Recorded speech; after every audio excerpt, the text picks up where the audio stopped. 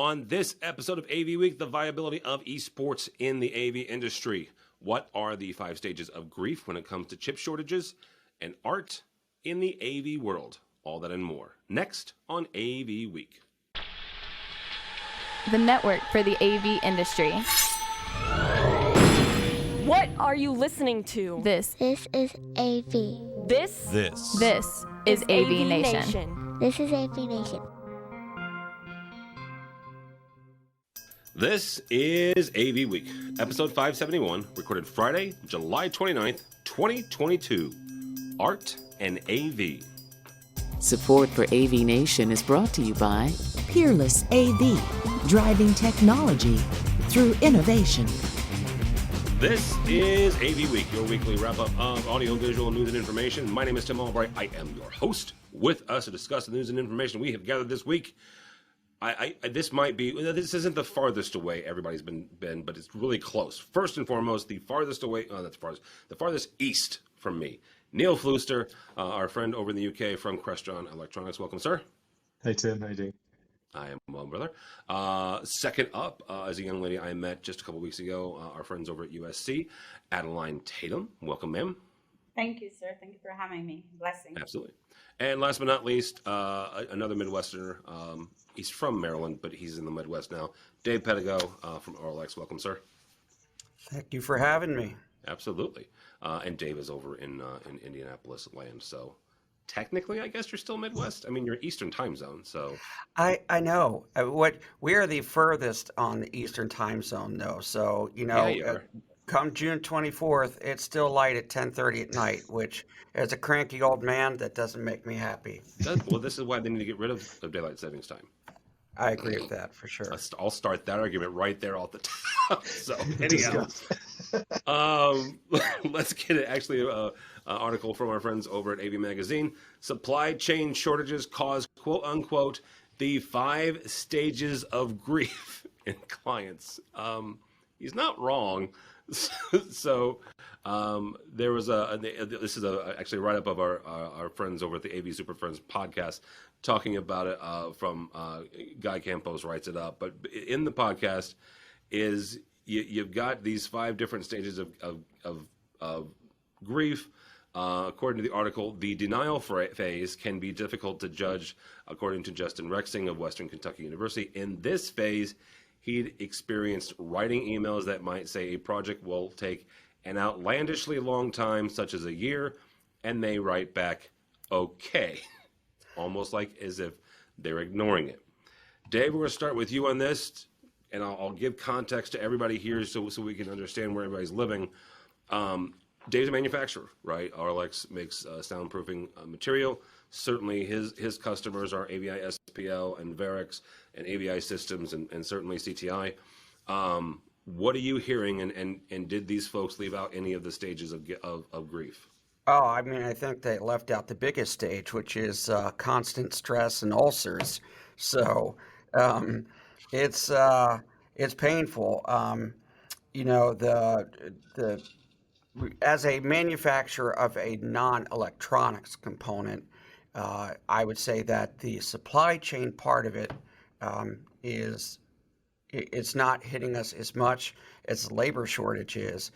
It took us 5 months to get a sea container shipped out, and our shipping container costs, like we'd send a sea container somewhere and it'd be like $4,500, and the next thing you know, it's $22,000 to ship out that sea container. So when we look at the shortage of products, that's super painful, and I can't believe that we're at a point where people are in the acceptance phase, which is like, okay, I get it. It's a real thing. It's really painful. And the one thing I guess I would stress is I know that it's really hard on the integrator. I understand that completely. It's just as hard on the manufacturer, if not harder on the manufacturer. I mean, I don't think that's probably fair to say it's harder, because as a small integrator, you're really counting on this revenue to come in to keep you going. But it's painful. And the one thing I'd say is don't expect this to end quickly. Um, we're probably still another year at least away from normalization, if not 18 months at this point. Um, and that's just because we've never seen anything like this. There's a logjam, and the hardest part is the lack of labor. And whether we want to admit it or not, there's a certain percentage of people who don't want to work anymore, and or don't want to do the work that they were doing. And so the shortages aren't just because the chips aren't being made. You can't get dock workers to work in docks. You can't get sea containers because the sea containers aren't being moved from the docks. I mean, we had a product that we brought in, and it sat on a boat for about 7 weeks because it just couldn't get off the boat. And so I'd love to say that it's going to be resolved quickly, but I don't think so. I think we're still in it for the long haul. So acceptance is probably where we need to be in that stage of guilt, or stage of grief. Stage of grief, guilt, grief, whatever. Yeah. If nobody's ever heard of or seen John Oliver, give yourself a favor. Take 15, 20 minutes and watch a week or so ago's episode. By the time this posts, he did a dive into inflation, right, and what's causing the inflation. I would argue that there's more than one reason for this shortage, just like there's more than one reason for inflation. And if nothing else, John Oliver's funny, in my opinion. And he's British. So, Neil, what are some of the stages that you face, both from a manufacturing standpoint, but also that you're fielding from some of your customers, or what's a stage maybe that the folks missed? Well, I mean, different to David, we obviously need chips. I mean, chips are what fires and fuels Crestron from a product point of view, and the fabs. There are only 3 or 4 global fabs that can make the silicon wafers that then the chips come from. That's the biggest challenge. I mean, Crestron has been, been quite vocal, and our customers have been quite vocal from the early days around the challenges of availability of product. One of the things that's been amplifying that is actually it's the number of orders. We're still shipping, now the same, if not more orders than we were shipping at the same time last year. It's just we've got twice as many orders. The demand has increased, which then, when you made the plan and you planned to have the amount of silicon and whatever in, when then the demand has gone up, but what can you do? I mean, obviously, as a manufacturer, we will always look and try and find alternatives, because again, there are only a few chips on the market, a few bits of silicon that can do, Dante or, 8K, 4K, whatever it might be, whatever the requirement might be. But the challenge is from a quality point of view, you can't just go and, completely redesign a product. It's got to go through, heat testing, RF testing, emissions testing, UA testing. Exactly. I was at the engineering plant this week, actually, in Orangeburg in New Jersey. I think Orangeburg, again, it's over there. And we saw the warehouses. We saw the lorries being loaded with kit. It's my first time in Jersey. What can I say? I thought it was New York and New Jersey. They're all the same. Anyway. Whoa. That's neil.flutzer at crestron.com. It's funny. Apparently, our car park, if you go stand in the car park in one of the Crestron offices, you stand there, it's New York, and you stand here, it's New Jersey. Who knew? Anyway. So really quickly, I am going to let you finish this, but just if you've never been to Crestron's facilities, he is right there where they're located geographically. You can drive down the road, the country road, and for a mile you're in New York, and for another mile you're in New Jersey, and it goes back and forth. 100%. Thank you for defending me on that. And again, it is an amazing. First time I've been to the Crestron. Oh, it's stunning. And again, we've got a bucket. I think it's like 5 or 6 different buildings in Rockley. Amazing. But yeah, I went to Orangeburg, which is where warehousing and QA is. And again, we saw the boxes being loaded on the lorry. I put a video out on LinkedIn and Twitter to prove and to show that. But we also saw a lot of the testings, and we have this thing called a HALT test, which is the accelerated life testing. Basically, it makes you go grey while you stand there. But they vibrate things and heat things up and cool things down rapidly to show a sort of 5-year life cycle. So again, if you choose, to take out a TI chip and put in a Broadcom chip or whatever it might be, because it can do the same. You've then got to go through all of that work, to go through all that testing to then get the product out. So again, it's not something that you can quickly fix by switching vendor of chips. And again, one of the biggest things that Dan Feldstein said, is that we are shipping exactly, if not more, products out than we did last year. It's just that we've got a truckload more orders because of the demand and the challenges in the market. So we are the orders are going out, the trucks were being stacked up, and we are doing everything we can. And again, I know it must be really difficult for customers who want product. I mean, I want product. I ordered this camera from Sony back in January, and it arrived last week. Everywhere, it's a domestic camera, a Tesla, a Crestron box, the world and the industry all have the same supply chain and also the demand issues that we just want stuff at the moment and we just can't get it. So it is really tough. So hearts and minds go off to the customers that want their gear, and we are working as hard as we can and as fast as we can to get stuff out for sure. All right. Adeline, you are the customer, right? You are these guys' customer. You're my customer. Not really. We don't sell to Adeline, to USC, but you also have customers as well. You've got faculty. You've got professors. So what are some of the areas that things that you're hearing when it comes to the grieving, the 5 stages of this shortage? Yes, we are a customer. We have our faculty that we support in our new upgraded learning environment spaces. However, I should say we're fortunate in the sense that we had that 2 years to prepare our classroom. USC decided to digitize our entire campus just before COVID, and we had ordered our supplies in advance to that. However, we still do have that shortage when we need our UC engines from Crestron. We got to put it in 6 months before if one goes down. So we are actually affected by it, but I must say Joe, our director, did a great job of making sure that we ordered an extra amount of supplies when we first ordered. So faculty here at USC, we really don't feel the pinch of not having the equipment to replace something if it's 1 or 2. But when we do put in our orders now, it is delayed 6 months. So Joe would say to us, team, you need anything? We need to know now for 6 months. So we pre-plan. We've been pre-planning. All right, very good. All right, gentlemen. Our next and Adeline, our next story comes to us actually from our website, AVNation.tv, and Michael DeBella, Director of Commercial Product Marketing from Crestron, writing about esports, quote unquote, technology you already know. Michael writes in here that there's 3 different types of esports venues. He certainly thinks that there's a market here. First is labs, which Adeline, we're going to get, and training venues actually and competition venues. All right, Adeline, you're 100% on this.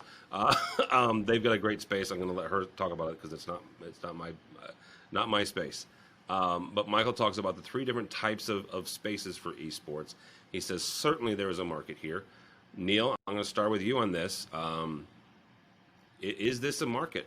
Is esports really a viable market for the AV industry? It's funny. I until I joined Crestron, I didn't even know about this esports business. We were at ISE earlier this year, and we had the F1 simulators on the stand demoing this, and we had an infocon. And again, I just thought it was it's a way of getting people onto the booth and to the stand, have a go on the F1 racing.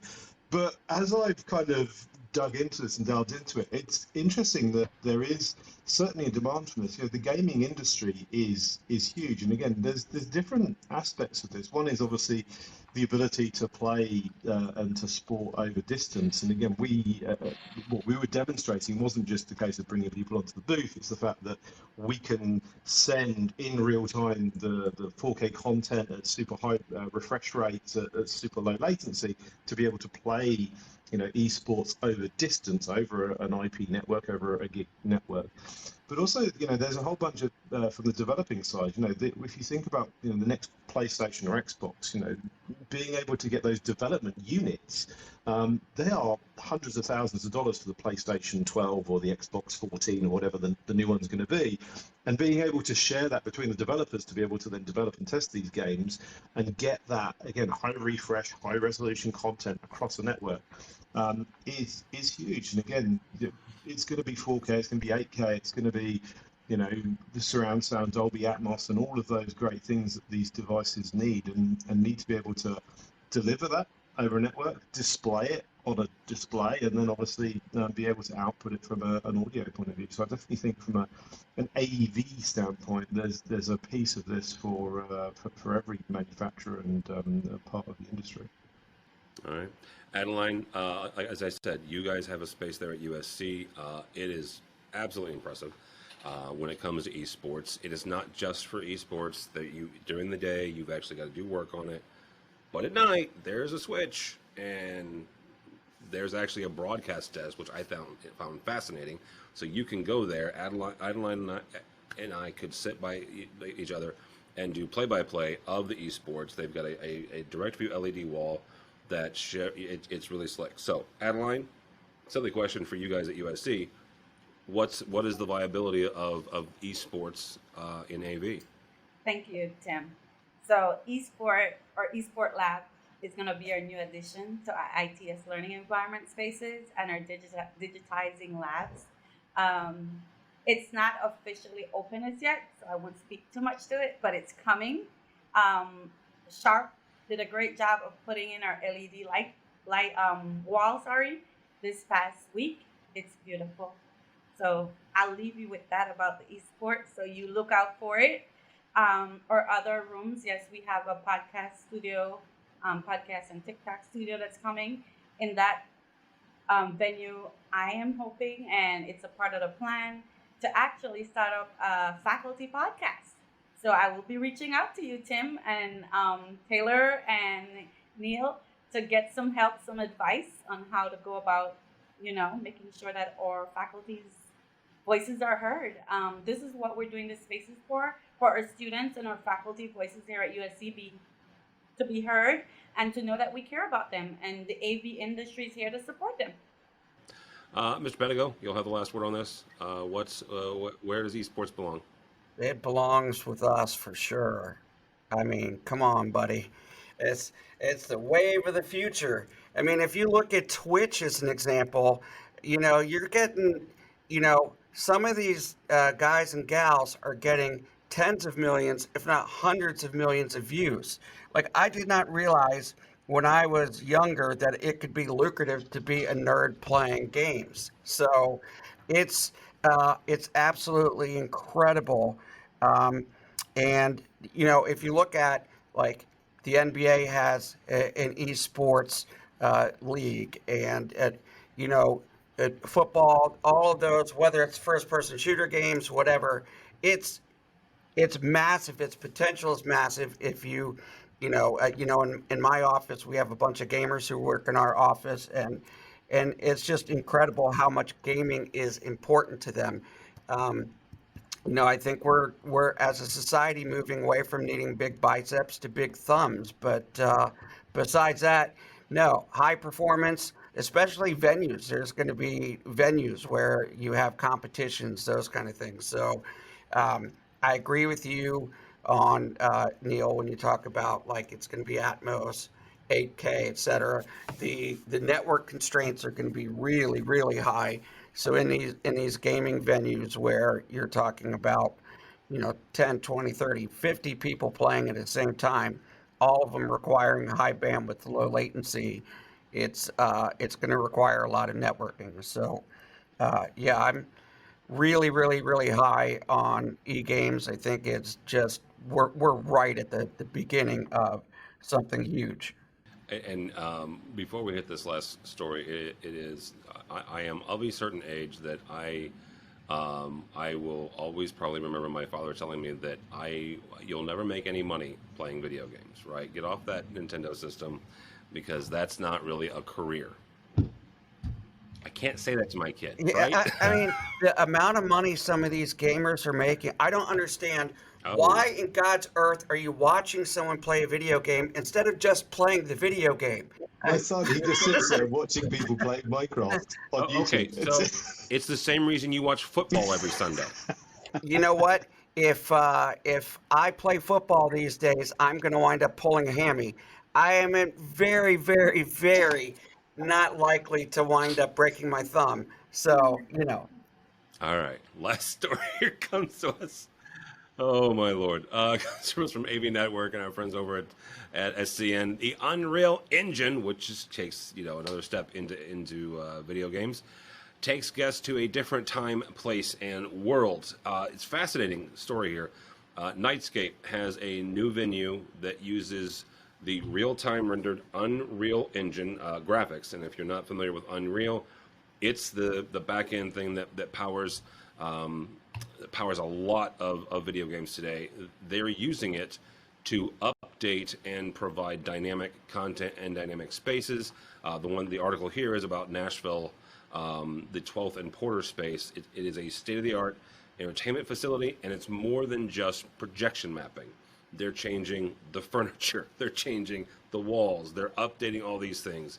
And it's a combination of a little bit of video games here, again, because the Unreal is what powers a lot of the video games that I play, that your kids play. But it's also projection mapping. It's also leveraging LEDs.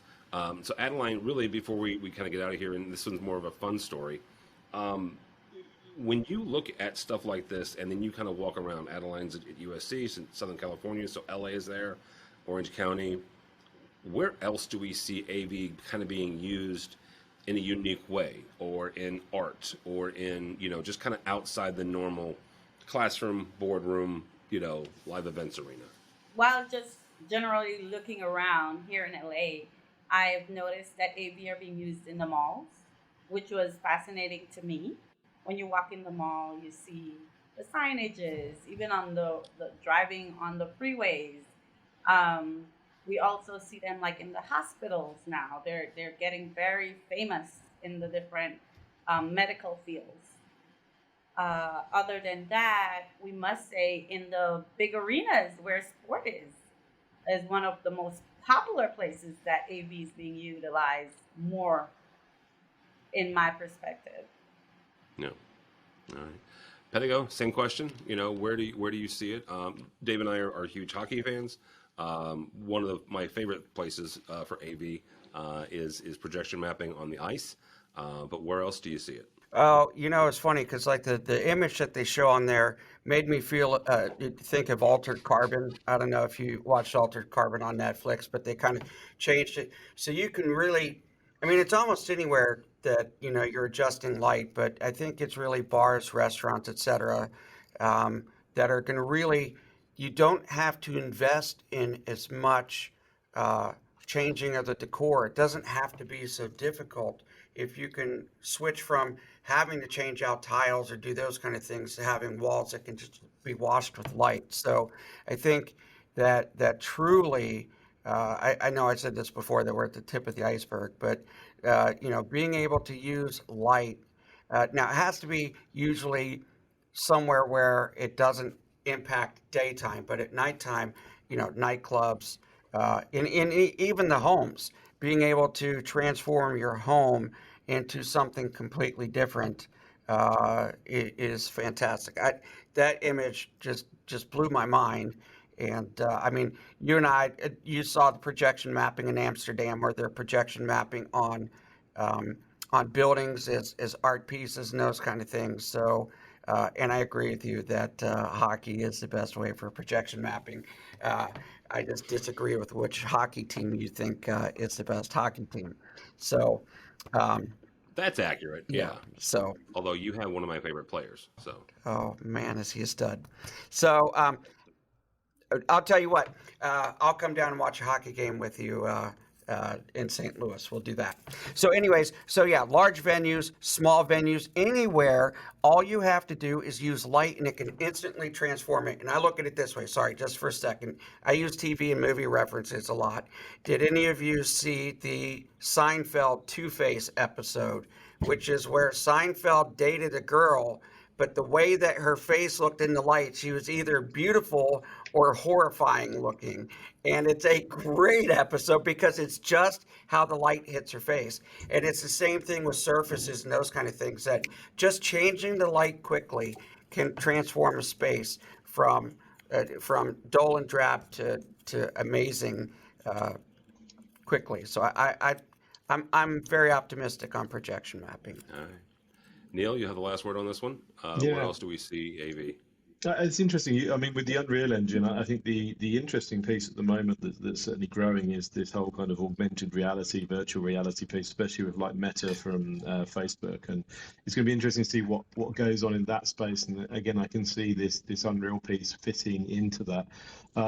The other thing that absolutely blew my mind was it was the first time I went to New York, and so last Sunday landed in JFK, and we went, okay, we've got a couple of hours, let's go into the city. So I went to Times Square, and we've got a little screen in London at Piccadilly Circus, but boy, I mean, wow, really, really impressive what's going on with the AV in Times Square. I've never seen anything like that. Again, the way there was one build, I can't remember, and it kind of wrapped around, and there was this kind of three-dimensional thing that kind of looked like it was coming out at you as we came around, and that was, I've seen it a couple of times on LinkedIn and Facebook where you have this thing where this thing comes out and grabs you, and I just thought, it's just rubbish. But that was really impressive, and again, just the amount of AV screens and stuff that were going on in Times Square. I mean, boy, you guys have really pumped it up to 11 there. Again, I thought we had a big one in Piccadilly Circus, but yeah, wow. That was impressive. Piccadilly is nothing to sneeze at. Yeah. That's an impressive. Yeah, but I think it's just one screen. Whereas I say, it's like omnidirectional in Times Square. So it's 360 degree all around you. Sorry, Evelyn. I want to invite you to LA downtown and see Okay. the screens down there. We have some fascinating screens on the main street, whereby it goes wrapping all the way around the block as well, and especially at the sporting stadiums. Okay, all right, I'll be there. If that's an open invite, I'm coming. Yeah.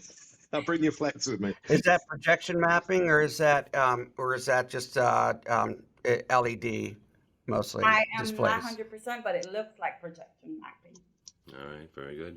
And I will define real quickly. I am a fan of the Blues. Mr. Pedigo is a fan of the Washington Capitals, and the player in question is Mr. TJ Oshie. Not only is he a killer player, but he has an excellent first name because the T in TJ Oshie stands for Tim. He also has a luscious head of hair, just like yours.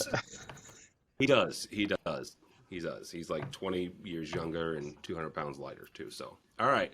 On that note, thank you all so much, Mr. Pedigo. How do people connect with you or Alex? Yep, very easy. D Pedigo at Orlex, or just at Dave Pedigo on Twitter. Very simple. Very simple. Mr. Flusser, thank you, sir. How do people connect with you? Well, I've got probably like Dave, I guess, the complicated surname, but you can find me Neil Fluister or Influister on LinkedIn, YouTube. Crest TV is my baby, so go and look at that. And catch me at I'm not going to Cedia, although Crestron's back there. I'll be at the Modern Work Summit in Orlando on that side of the pond next month or the month after. So yeah, just find me on social media. It is technically 2 months because we're recording this in July. But this will post in August, which not to get confused. So next month, yeah. All right, very good. Adeline, thank you so much, ma'am. It was a pleasure to meet you in person and see everything you guys did at USC. So how do people connect with you or connect with your team at USC? Thank you for having me, and it was really nice to meet and have a little social time with you as well. Here at USC, you could connect via email, tatum8@usc.edu, or you could join my LinkedIn page as well. My name, Adeline Tatum. All right, very good. For me, for AVNation, for Tim Albright, do not follow me on the Twitters because it's about time to start complaining about the Chicago Bears. But you can go by the website, avnation.tv. That's avnation.tv. Find this program and a host of others. Taylor Moore, our fantastic writer and editor, he kicked off, I call it a new podcast. He's restructuring an existing one called AV Profession, where he talks to and interviews a number of folks in the industry who are just starting out just like he is. So check that out as well. Neil mentioned the Modern Work Summit. I will be heading out there as well. But we will also, as AVNation, be heading out to CEDIA and a number of other events throughout the fall. So all that and more at avnation.tv. It's avnation.tv. Thanks so much for listening. Thank you so much for watching. That's all the time we have for AV Week.